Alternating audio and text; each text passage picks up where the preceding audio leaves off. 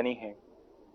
الحمدللہ عز و جل بچپن سے ہی دعوت اسلامی کے مدنی ماحول میں آنکھ کھولی، اور رب تبارک و تعالیٰ کے فضل و کرم سے ہی مدنی ماحول بچپن سے ہی نصیب ہوا۔ مدرسۃ المدینہ ملت ٹاؤن، شاہ فیصل کالونی میں ملت ٹاؤن مدرسۃ المدینہ سے حفظ قرآن مکمل کرنے کی 96 میں سعادت حاصل کی۔ اس کے بعد الحمدللہ عز و جل درس نظامی کرنے کی بھی جامعۃ المدینہ سے سعادت حاصل کی۔ درس نظامی کر کے 2003 میں فارغ التحصیل ہوئے۔ میرا تعلق کوئی بہت زیادہ امیر گھرانے سے نہیں، بلکہ ایک متوسط الحال گھرانے سے تعلق ہے۔ الحمدللہ عز و جل اسلامی کے دعوت اسلامی کے مدنی ماحول میں رہتے ہوئے درس نظامی کرنے کے بعد مختلف شعبہ جات میں دارالافتاء میں تدریب، تخصص فی الفقہ کیا، پھر تدریب کی سعادت بھی حاصل کی، اور الحمدللہ عز و جل دعوت اسلامی کے تحت ہی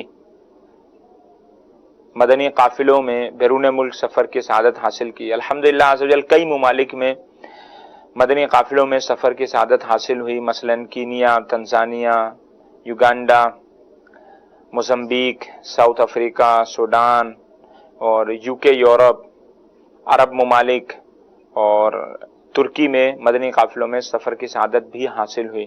الحمدللہ عز و جل عربی زبان بھی سیکھنے کی سعادت حاصل ہوئی، اور اب موجودہ تنظیمی ذمہ داری عرب میں مدنی کاموں کے حوالے سے ہے۔ شامی اور دیگر عرب ممالک میں اور عربی عاشقان رسول میں مدنی کاموں کی خدمت سر انجام دینے میں مصروف ہوں۔ الحمدللہ عز و جل دعوت اسلامی کا ہی فیضان تھا کہ دعوت اسلامی کے مدنی ماحول کی برکت سے حج کی سعادت بھی حاصل ہوئی، بار بار سفر مدینہ شریف کی بھی سعادت حاصل ہوئی۔ الحمدللہ عز و جل درس نظامی کے بعد دعوت اسلامی میں فارغ التحصیل ہو کر کئی مواقع میسر ہیں، کئی شعبہ جات ہیں جہاں پر اللہ کے فضل و کرم سے ایک مدنی عالم دین، ایک مدنی اسلامی بھائی فارغ ہو کر اپنے تدریسی امور سے، پڑھائی سے دین کے مختلف کام سر انجام دے سکتے ہیں، جہاں پر ان کی دنیا اور آخرت کی بہتری اپنی بھی ہے اور دوسروں کی بھی ہے۔ الحمدللہ ابھی فائنینشلی حوالے سے بھی الحمدللہ اللہ تبارک و تعالیٰ کا کروڑ احسان کہ اللہ تبارک و تعالیٰ نے لاکھوں کروڑوں سے اچھا بنایا، اچھا کھلایا اور اچھا پہنایا۔ یہ دعوت اسلامی کے مدنی ماحول کا ہی فیضان ہے، اور کبھی بھی کوئی نا امیدی اور قلت کا ذہن میں شائبہ نہیں آنے دیا کہ یہ ہو گیا وہ ہو گیا۔ اللہ تبارک و تعالیٰ کا کرم ہے، یہ دعوت اسلامی کا مدنی ماحول ہے۔ میری تمام مدنی اسلامی بھائیوں سے اور جو ابھی جامعۃ المدینہ میں پڑھ رہے ہیں ان سے بھی میری یہی عرض ہے اور یہی مدنی مشورہ ہے کہ آپ دعوت اسلامی کے مدنی ماحول سے وابستہ رہیے۔ انشاءاللہ عز و جل اللہ نے چاہا اور آپ کوشش کرتے رہے، محنت کرتے رہے، جذبے کے ساتھ لگے رہے دعوت اسلامی کے مدنی ماحول میں، مدنی کاموں میں، تو انشاءاللہ عز و جل ایک بہتر مستقبل آپ کے انتظار میں ہوگا۔ جناب، یہ امید کی کرن بہت سارے جامعۃ المدینہ کے طلباء کے لیے ہے، مذہبی لوگوں کے لیے ہے، غریب لوگوں کے لیے بھی ہے کہ ماشاءاللہ ہمارے بلال مدنی ہمارے درمیان ہیں۔ پہلے حفظ قرآن کیا، پھر درس نظامی کیا، تخصص فی الفقہ کیا۔ لوگ کہتے ہیں مولوی بنو گے تو ترقی کیسے کرو گے؟ آج اللہ کی رحمت سے یہ ہمارے سامنے اس لائن پہ موجود ہے۔ ابھی ان کی آپ نے جو مدنی گلدستہ تھا اس میں بھی دیکھ لیا کہ دنیا کے کئی ملکوں کا مدنی مرکز کی طرف سے انہوں نے ٹریول کیا۔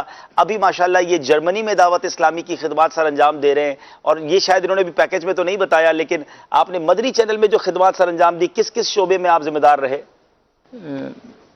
مدنی چینل میں سٹارٹ میں تو میں ایز اے مفتش آیا تھا، یعنی تفتیش کرتے تھے، شرعی تفتیش کرتے تھے، ٹھیک ہے۔ تو شرعی تفتیش کے بعد پھر کیمرہ مینی اور وہ بھی سیکھی، پھر ڈائریکشن بھی سیکھی، اور ایز اے ڈائریکٹر بھی کام کیا، یعنی بالکل نیچے سے، ٹیکنیکل فیلڈ میں بھی بالکل نیچے سے الحمدللہ عز و جل ڈائریکٹر تک. اور آپ نے ڈائریکٹرشپ کے لیے پھر بچے کو آپ پانی بھی پلائیں، ڈائریکٹرشپ کے لیے ماشاءاللہ پھر یہ مدنی چینل کی طرف سے یو کے بھی گئے، وہاں پر انہوں نے سلسلے آن ایئر کیے. مدنی چینل کی طرف سے یہ ساؤتھ افریقہ گئے، ساؤتھ افریقہ میں ایز اے ڈائریکٹر کام کیا، نگران شورا کے افریقن ٹور کو کور کیا، یورپین ٹور کو کور کیا، اور وہاں جا کر انہوں نے لائیو پروگرامز کیے. یعنی ہم ان کو بہت پہلے سے میں ان کو دیکھ رہا ہوں کہ اللہ نے وہ صلاحیتیں دی ہیں، ان کو زبان عربک سیکھ لی، پھر دنیا کے کئی ملکوں میں ماشاءاللہ ٹریول کیا. تو یہ ایک ایسا اسلامی بھائی جو ایک غریب نارمل گھرانے سے تعلق رکھنے والا، اور اس کے بعد انہوں نے حفظ قرآن کیا، درس نظامی کیا، لیکن آگے بڑھنے کا جذبہ تھا، امید کی کرن دل میں جلائی رکھی. اپنے آپ کو یہ نہ سمجھا کہ میں جناب اب ایک حافظ بن کر، عالم بن کر کیا بن سکتا ہوں. آج یہ ماشاءاللہ دیکھا جائے تو دنیا کے بہت سارے بزنس مین سے زیادہ انہوں نے دنیا کے کئی ملکوں کا سفر کر لیا ہے. اللہ نے بڑی اچھی ان کو آمدنی بھی عطا کی ہے، اللہ اور ان کے رزق حلال میں برکت دے. لیکن یہ بتانا مقصود ہے آج کے سلسلے میں.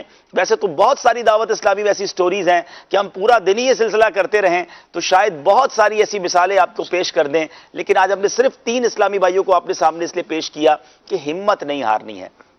اور دنیا اگر کوئی دین کی طرف آتا ہے تو اس کی دنیا خراب نہیں ہو جاتی ہے، بلکہ ایک بڑی نارمل سی بات ہے میرے میٹھے اسلامی بھائیوں. اس دنیا کا خالق و مالک رب عز و جل ہے.